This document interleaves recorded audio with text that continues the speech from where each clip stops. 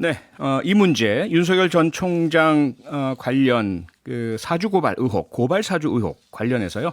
검사 출신이죠. 민주당 백혜련 최고위원 연결해서 자세하게 좀 여쭤보겠습니다. 의원님 안녕하세요. 네, 안녕하세요. 네, 오랜만입니다. 잘 지내셨죠? 네, 잘 지내고 있습니다. 네. 뭐 이 문제 때문에 지금 뭐 나라가 온통 시끄러운데요. 김호수 검찰총장은 감찰 지시를 했지 않습니까? 그런데 지금 네, 의원님께서는 검찰 내부 감찰로는 부족하다. 수사로 바로 전환해야 한다. 이렇게 주장을 하시는 거죠?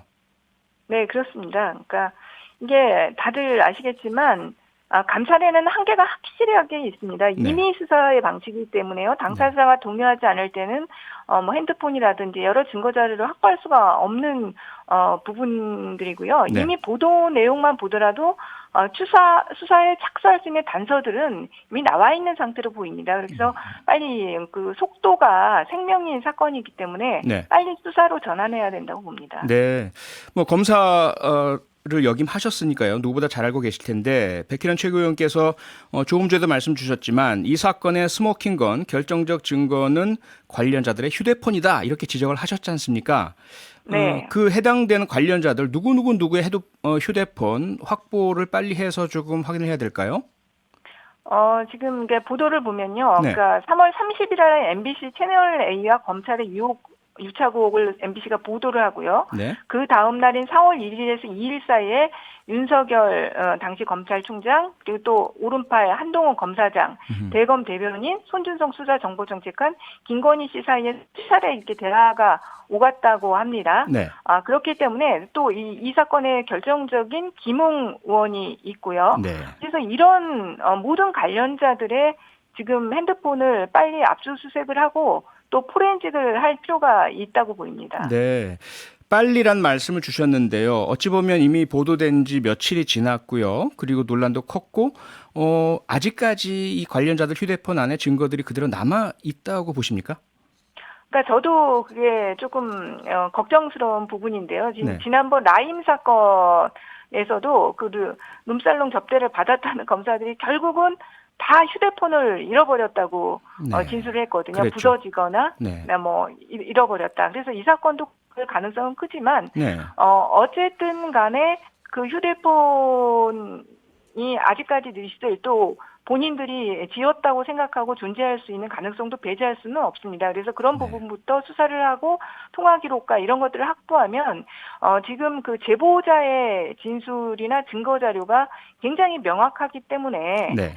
상당 부분 밝힐 수 있지 않을까 이렇게 봅니다. 지금도요. 근데 저희가 이제 기억을 좀 되살려 보면 지난번 채널A 검언유착 사건 당시에 그 의혹을 받던 한동훈 검사장의 휴대폰을 압수수색하는 과정에서 정준훈 부장검사가 오히려 독직 폭행의 유죄 선고를 받지 않았습니까? 네. 그리고 한동훈 검사장은 아직까지 본인의 휴대폰 비밀번호를 제공하지 않고 있는 상황이고요.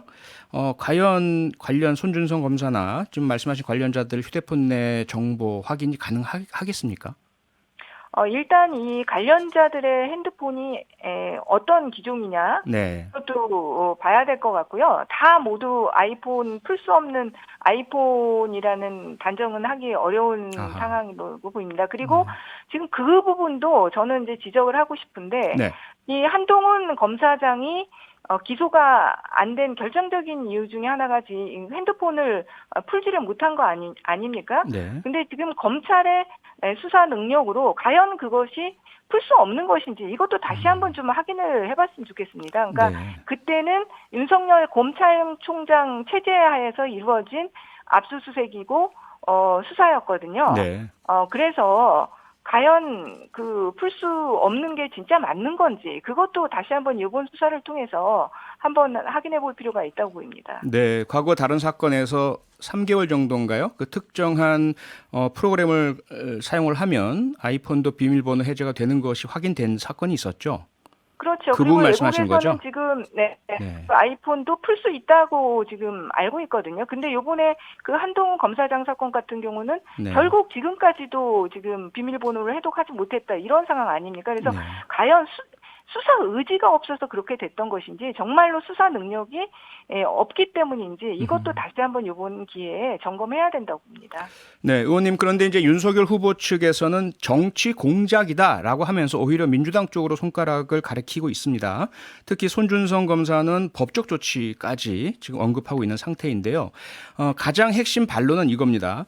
의원님도 검사 출신이시고 선거를 여러 차례 치르신 국회의원 출신이시니까 누구보다 잘 아실 텐데 이 의혹의 대상자 당사자인 김웅 지금은 의원이지만 당시에는 후보자였습니다. 그래서 후보자로서 하루 종일 정신없는 상태인데 이 사람에게 고발장을 전달한다. 이것은 3살짜리도 그렇게 안 할 거다. 이렇게 반론을 하고 있는데요. 이 부분 어떻게 해석하십니까? 그러니까 이 사건이 얼마나 대담한 사건인가 이런 생각을 다시 한번 하게 되는데요. 네. 다시 그 김웅 의원 같은 경우는 당시에 문재인 정부의 검찰 개혁을 비판하면서 총선에 출마하신 분이었습니다. 네. 그래서 누구보다도 검찰과 가깝다고 볼 수 있는 사람이고요. 이해관계도 동일한 상황입니다. 그리고 법조계는 아시겠지만 연수원 기수 문화가 굉장히 만연해 있습니다. 근데 김웅 의원하고 손준성 검사는 연수원 동기고 네. 또 과거 서울 남부지검에서 같이 근무한 적도 있기 때문에 둘 사이에 친분이 있었을 것으로 보이고 손준성 검사 입장에서는 정말 믿을 수 있는 사람을 찾는다고 한다면 바로 그것은 김웅 후보 당시에 네. 김웅 후보였을 것이다. 저는 그렇게 생각합니다. 네, 의원님 마지막으로요. 오늘 이렇게 물증 관련해서 역시 공방이 이어졌습니다. 한겨레 신문이 핵심 물증인 고발장 전문을 입수해서 보도를 했는데요. 그 보도를 보면 검찰 공소장과 매우 유사한 형태다. 누구보다 아마 의원님 잘 아실 텐데요. 그런데 윤석열 후보 측에서는 검찰 외부인이 작성한 것으로 보인다. 이렇게 상반된 의견입니다. 어떻게 보셨습니까? 다 읽어보셨죠? 이 내용. 제가 전체 다 보지는 못했는데요. 네. 고발장은 분명히 법조인이 썼다는 것은 거의 명확해 보이고요. 왜냐하면 이제 여러 가지 내용이나 그런 것을 볼 때 그리고 또 기망이라는 표현이라든지 네. 이건 일반인들은 쓰지 않는 표현이거든요. 예. 또 좌파 정권 유지라는 내통 이런 표현들은 공안 사건의 공소장에 주로 쓰이는 표현입니다. 그리고 네. 법리 해석까지도 되어 있기 때문에 법조인이 썼을 것으로 보이고 네. 주로 그 표현들로 봤을 때는 검찰의 공소장과 좀 유사한 부분이 분명히 있다고 보이고요. 네. 그 윤석열 캠프 측에서는 이게 그 외부인이 썼을 것이라고 하는데요. 그렇다고 한다면 제가 묻겠습니다. 지금 실명 판결문이 증거 자료로 제시되어 있는 거 아닙니까? 네, 실명 그렇죠. 판결문이. 네. 근데 실명 판결문은 판사나 검사 아니고는 지금 입수하기가 어렵다는 것이죠. 그래서 이거는 내부인일 수밖에 없는 것이고요. 네. 외부인이 썼다는 거는 그러면 또 다른 범죄가 또 형성되는 겁니다. 그래서 그것은 그렇게 신빙성이 있는 주장이 아니다. 이렇게 말씀드리겠습니다. 네, 그 실명 판결문은 피고인도 입수할 수 있지만 피고인은 이런 제보를 할 입장이 아니다. 이런 말씀이시죠? 그렇죠. 그거는 알겠습니다. 그 피고인은 제하고요. 네, 알겠습니다. 오늘 말씀은 여기까지 듣겠습니다. 고맙습니다. 네. 지금까지 민주당 백혜련 최고위원이었습니다. 평일 저녁 6시 5분에 여러분을 찾아갑니다. MBC 라디오 표창원의 뉴스 하이킥.